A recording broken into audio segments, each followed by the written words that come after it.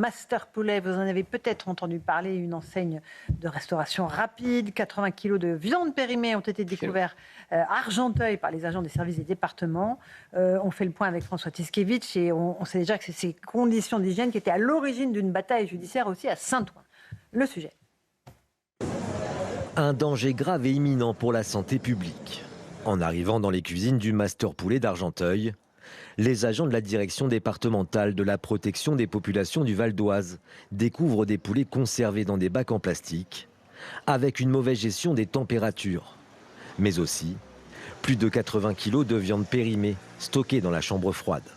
Résultat, l'établissement spécialisé dans la vente de poulets grillés halal est fermé administrativement jusqu'à sa mise aux normes. Les clients sont stupéfaits. Ah bon? Qu'est-ce que ça vous fait? Bah, ça me choque. Je suis un client ici. Presque tous les jours que je mange ici, je ramène mes enfants maintenant pour aller prendre des choses, mais je sais pas. Je suis choqué, qu'est-ce que tu m'as dit maintenant? Franchement, je suis choqué. Il y a énormément de personnes qui viennent ici. Ce que je trouve dommage, c'est qu'ils ne font pas les choses pour se mettre aux normes. Et ce n'est pas la première fois. En mars dernier, ce restaurant avait déjà été fermé pour les mêmes raisons. Du côté de la chaîne de restauration, on affirme qu'aucun produit non conforme n'a été vendu à la clientèle. Mais Master Poulet est également vivement critiqué pour l'origine de sa viande. Pour être capable de vendre un poulet entier à moins de 8 €, l'enseigne se fournit en Espagne ou en Pologne. Qu'est-ce qui se joue derrière cette enseigne, Gauthier Lebret? Alors c'est très intéressant, c'est un sujet passionnant parce que ça passionne les journalistes. il y a plein de tiroirs dans ce sujet. Il y a le tiroir effectivement des normes d'hygiène qui ne sont pas respectées, on vient de le voir très bien dans le sujet. Et souvent d'ailleurs, l'hygiène est utilisée par les préfets et les maires comme un moyen de faire fermer Master Poulet, alors qu'il y a bien d'autres sujets derrière Master Poulet. Donc déjà, l'hygiène. Effectivement, le poulet, il est vendu à très bas coût parce que ça a été rappelé dans le sujet, il vient notamment des pays de l'Est. Et ces pays de l'Est se fournissent également en Ukraine. Et là, on sait qu'avec les taxes douanières qui ont été supprimées en raison de la guerre, il y a une concurrence déloyale qui se fait pour nos agriculteurs qui font une magnifique volaille, parce que c'est des poulets donc, transformés avec des hormones, alors que c'est interdit au sein de l'Union européenne. C'est pas interdit en Ukraine. Et on a fait sauter les taxes douanières en raison de la guerre. Et on vient inonder avec plusieurs millions de poulets ukrainiens chaque année le marché français avec ces poulets-là. Donc concurrence déloyale pour nos agriculteurs. Et puis le troisième sujet, c'est le sujet communautaire. Parce que Master Poulet, ça a été dit dans le sujet, ne fait que du poulet 100% halal. Et là, c'est un sujet qui ne se limite pas à Master Poulet, c'est un sujet aussi avec les kebabs, qui subissent d'ailleurs la concurrence des chaînes de poulets qui se multiplient, parce que vu qu'on cite Master Poulet, on peut en citer d'autres. Vous avez Tasty Crousty, Poulet Crousty, et tout ça se multiplie avec une clientèle de plus en plus importante. Et à chaque fois, évidemment, halal. Et d'ailleurs, il y a un nombre de fast-food, les enseignes américaines sont passées, pour plusieurs d'entre elles, au 100% halal. Donc il y a aussi un côté communautaire, avec des points de fixation qui se font devant les Master Poulet, avec des files d'attente interminables. Et les autres commerces se plaignent, parce que la file d'attente termine devant leur commerce, et ils ne peuvent plus eux vendre, par exemple à Boulogne, il y a un Master Poulet, vendeur de chaussettes juste à côté. Il dit toutes mes chaussettes sentent le poulet, je peux plus en vendre une.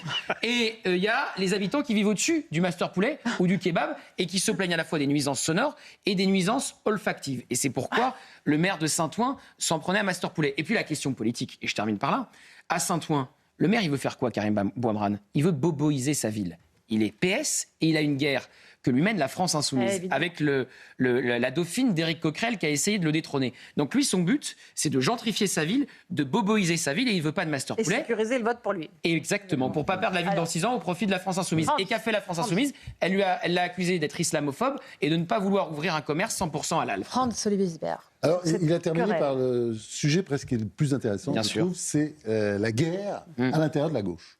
Parce que c'est ça le sujet, c'est que ça a enflammé littéralement la gauche.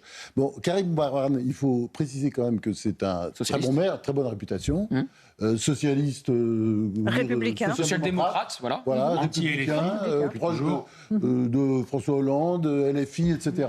On avait parlé de lui déjà comme candidat à la présidence. Enfin, quand vous le rencontrez, non, mais il a quelque chose, il a du charisme. Enfin, c'est quelqu'un qui en veut. Alors, il veut gentrifier sa ville. Je dirais plus que ça, c'est un maire qui veut développer sa ville et qui veut pas, qui a pas la logique des maires LFI, c'est-à-dire il se fiche pas mal de l'appauvrissement. Allez, on leur donnera n'importe quoi. Il est anticommunautariste. On fera on leur filera des aides sociales, et puis voilà, et puis l'essentiel, c'est qu'on soit réélu à chaque fois. Ça, c'est la logique des maires LFI. Lui, il a quand même une logique de maire qui veut développer sa ville, en faire une grande ville. Et d'ailleurs, c'est vrai que sous sa houlette, Saint-Ouen a déjà beaucoup changé. Et donc, il a bloqué Donc, ce c'est truc une guerre PS qui était près de la mairie. qui joue aussi là-dessus. Il a bloqué ce Masterchef. Et là-dessus, Master Poulet.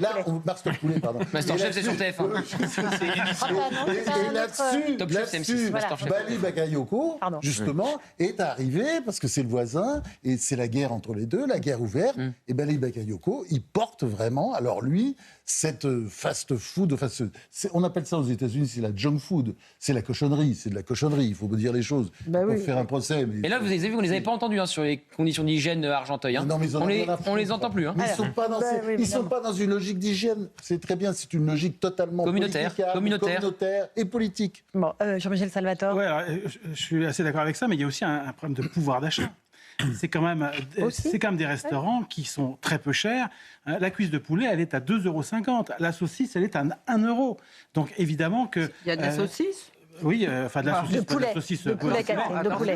Mais, Pas de cochon, ça, Mister Pelé. non, bien sûr, mais en tout cas, c'est pas cher et c'est ce qui attire à la fois la population, une population communautaire, mais pas uniquement. Il y a beaucoup de jeunes qui vont chez Master Poulet et je pense que...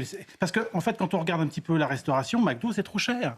McDo, c'est trop cher. Pourtant, c'est pas très cher. Mais alors, bon. c'est pas très cher, mais ça reste trop cher pour des gens qui font attention. Eric Nolot, rapidement, même François Drugy, je veux même tout si la entendre. viande Catherine. n'avait pas été périmée, le sujet, ça reste la malbouffe.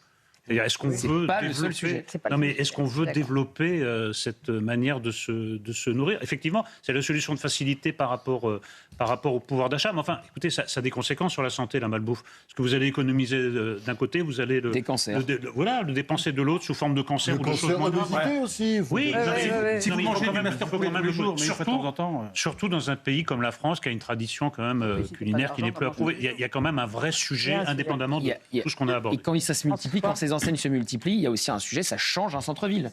Ça change un Change centre-ville. la population. Et en Oui. plus, l'odeur. Oui, et puis on a François surtout vu la France insoumise donc prendre fait et cause pour cette enseigne avec des arguments mais complètement à front renversé. C'est-à-dire déjà on les a entendus parler de la liberté du commerce. Donc voir le député Éric Coquerel, le LFI qui nous explique à longueur de temps qu'il faudrait une économie sud-administrée, là il a dit non, il faut laisser la liberté du commerce. Et puis après, il nous dit aussi pas de problème autour de la malbouffe, pas de problème. Alors que le reste du temps, ils sont contre les élevages de volailles en France. Si on veut étendre les élevages de volailles en France, si on veut faire des élevages plus grands, si on veut produire plus de poulets en France, là, il est contre.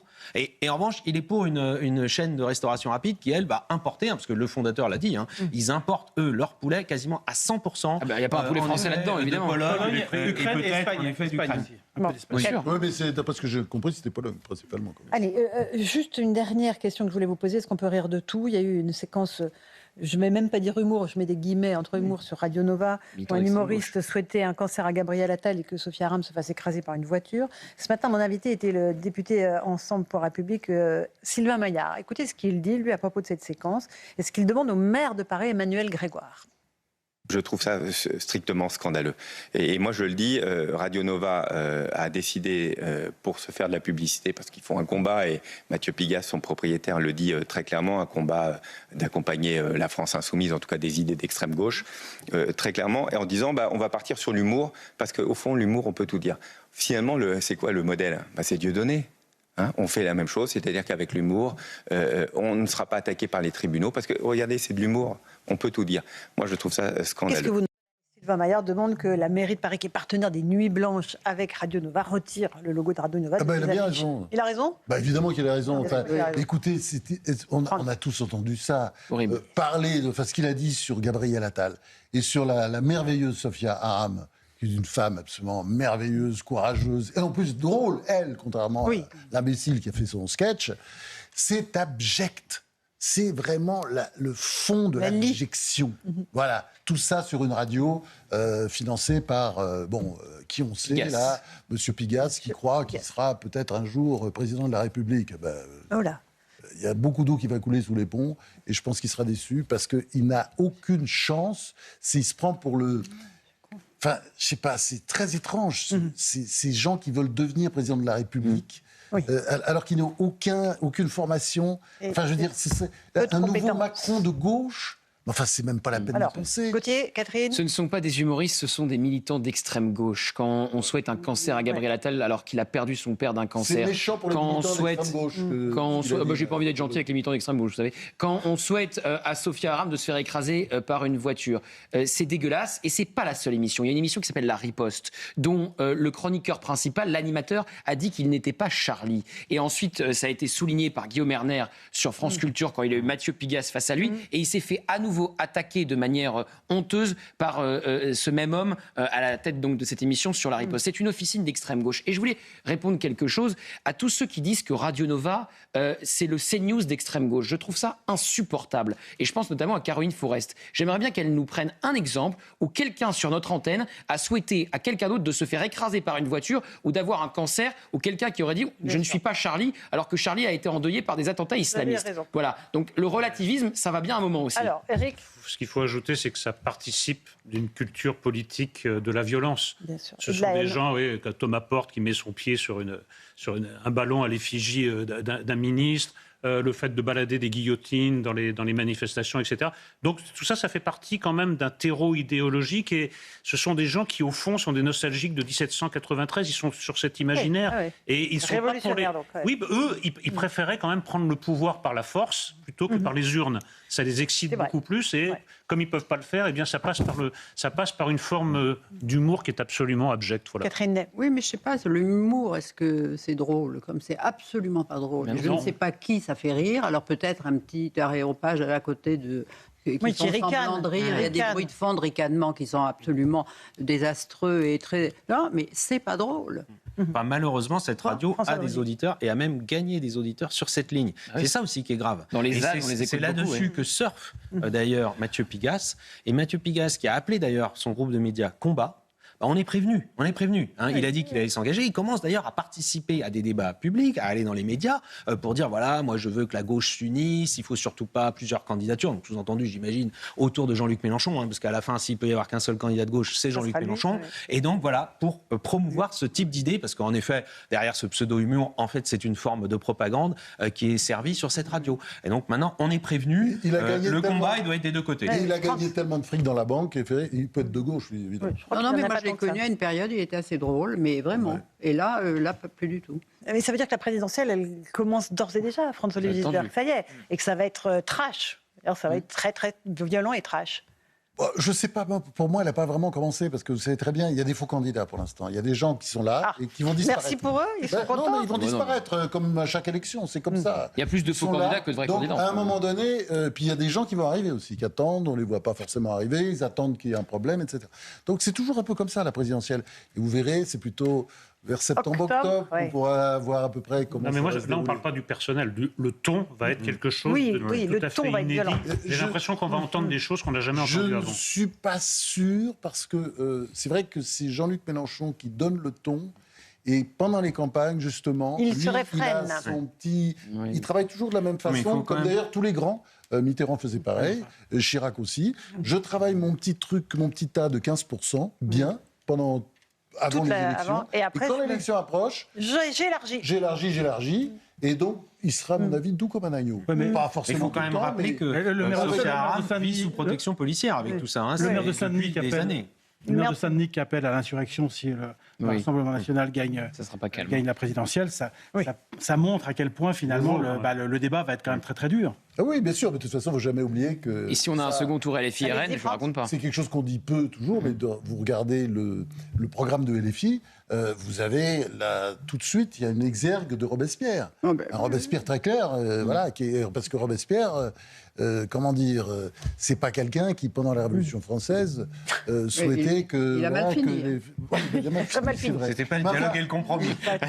Il en a tué beaucoup aussi, hein. Il les a désignés, il les a fait tuer, comme ça, la constituante ou ailleurs, il désignait le ça lui a pas porté chance. Camille Desmoulins, Danton, il y a beaucoup de têtes qui sont tombées à cause de lui.